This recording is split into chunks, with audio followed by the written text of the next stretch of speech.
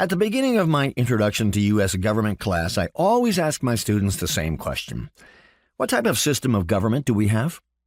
The overwhelming majority consistently give the same answer. They have no idea.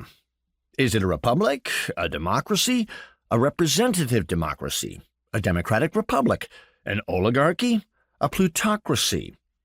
The one no one ever picks is a monarchy. Those of us who grew up in the USA have learned since childhood that the USA rebelled against a king. My students are not as confused as they think they are.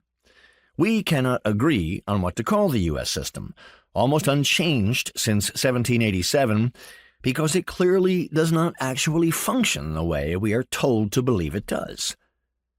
The framers of the Constitution, like their fellow wealthy elites, abhorred democracy as impossibly both anarchic and despotic. Democracy meant rule by the people out of doors, a term used for the common people who literally worked outside, who held not merely the vote, but also the power to make laws about property belonging to the elite. The aim of the framers was to form a republic. A republic is a representative system that lacks a king and aristocracy. It allows only the propertied elites to vote for their own who rule the entire population. They are under no obligation to make decisions by majority rule, and most often make decisions according to influence, power, rank, and status.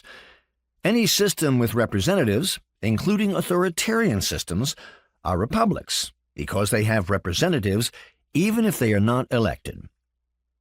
The framers designed a republic because they tossed out the monarchy and aristocracy and left all power in the hands of the propertied elites.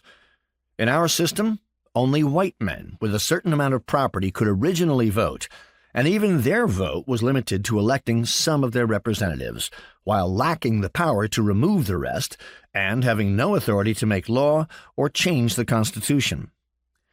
As our system of voting has expanded, it could now better be called a democratic republic or representative democracy.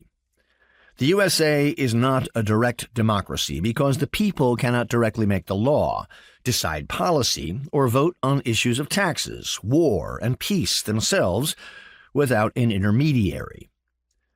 The framers' genius was in designing a virtually unchangeable system that provides the people with a semblance of participation and allows a few to select some representatives while the rest of us relinquish the power to self-govern.